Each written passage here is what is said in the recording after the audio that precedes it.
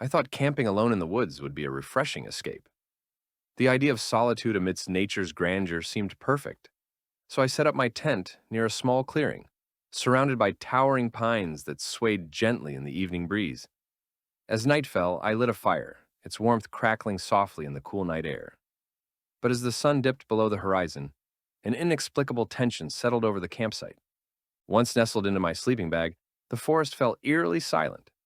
The chirping of crickets ceased, leaving an unsettling stillness that gnawed at my nerves.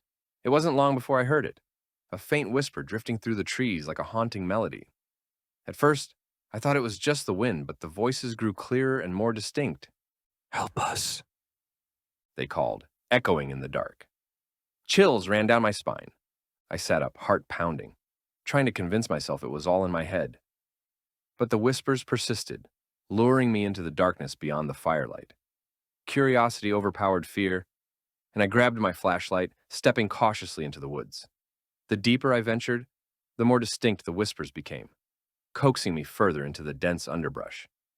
I could make out phrases now, fragments of stories that twisted my stomach. "Lost, betrayed, never found." The air grew thick with a palpable tension, as if the trees themselves were alive, watching my every move. Suddenly, I stumbled into a small clearing. In the center lay a weathered stone, blanketed in moss. I felt an inexplicable pull toward it. As I reached out to touch the stone, the whispers grew into a cacophony of desperate cries. "Leave this place." They screamed. I froze, panic flooding my senses. Shadows flickered at the edge of my vision. I swung my flashlight around, revealing fleeting shapes darting between the trees. Heart pounding, I turned to run, but the whispers escalated into a chorus of torment. "You shouldn't have come here." I sprinted back toward my camp, stumbling over roots and branches, my mind racing with thoughts of what I'd just experienced. I collapsed into my tent, the whispers fading but the dread lingering. At dawn, I packed my belongings in a daze, glancing back at the trees that loomed over me, silent and still. I drove away, vowing never to return. But as I glanced in the rear-view mirror, I caught a glimpse of movement among the trees, a fleeting shadow, a whispered warning, forever echoing in the back of my mind. I had always cherished the solitude of hiking, so when I found myself deep within a remote national park, a rush of anticipation washed over me. The trails were deserted, the towering trees wrapping me in a comforting silence and a sense of peace. On my second day, as I reached a breathtaking overlook, I noticed another hiker in the distance. He was tall, with a friendly demeanor, and waved as I approached. "Beautiful view, isn't it?"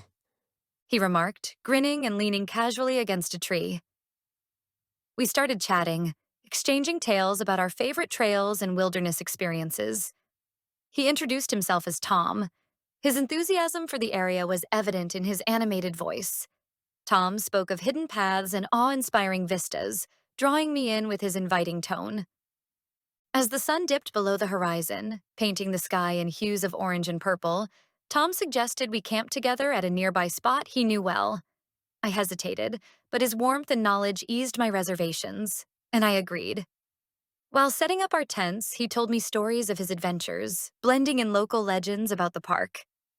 The fire crackled between us, and a sense of camaraderie bloomed, making the solitude of hiking feel vibrant, even shared. The night passed with laughter and stories, the kind of connection that makes the wilderness come alive. But when morning broke, I woke to the sound of birds chirping and the gentle rustle of leaves. Unzipping my tent, eager to share breakfast with Tom, I was met with emptiness. His tent stood vacant, the fire pit cold and abandoned. A chill crept up my spine.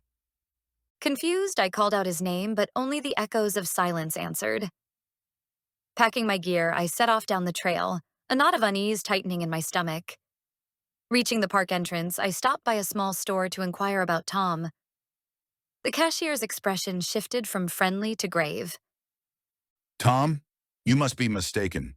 There's no one by that name around here." He said, eyeing me cautiously. "You should be careful in these woods. A lot of hikers get lost. Some don't make it back." My heart raced as I recalled the stories Tom had shared, tales of those who vanished without a trace. Leaving the store, unease settled over me like a shroud. Had I spent the night with someone who didn't exist? Or worse, had I wandered into a realm far more sinister? Driving away from the park, a lingering feeling of being watched gnawed at me. The woods felt alive, teeming with unseen eyes, and the memory of that friendly hiker clung to me like a shadow.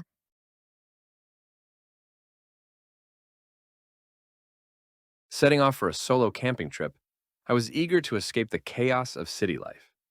Nestled deep in the woods, I found the perfect spot, surrounded by towering pines and the soothing symphony of nature.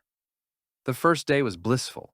I hiked hidden trails and basked in the tranquility that enveloped me.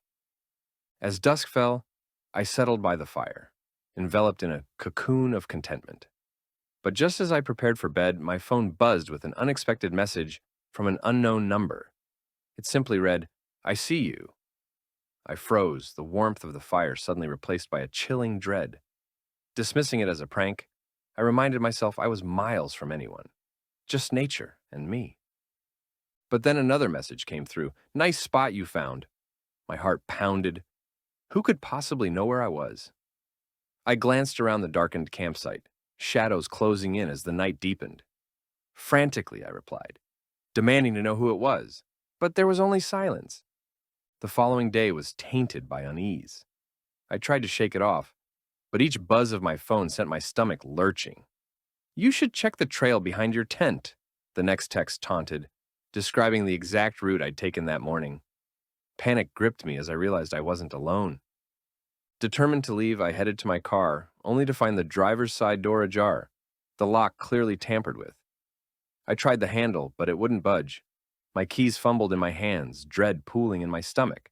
Desperately, I dialed for help, but there was no signal. I was isolated, imprisoned in my own nightmare.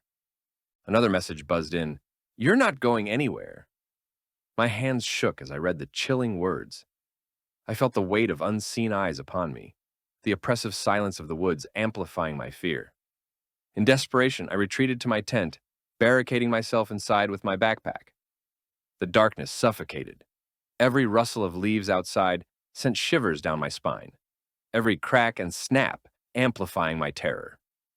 Hours passed in a haze of adrenaline-fueled vigilance. Suddenly, a noise shattered the night's stillness, a rustling followed by footsteps.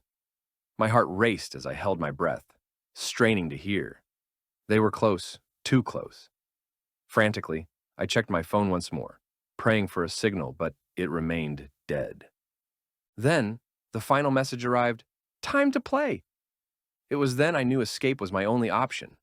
But the woods were dark and unforgiving, and the hunter was closer than I dared to imagine.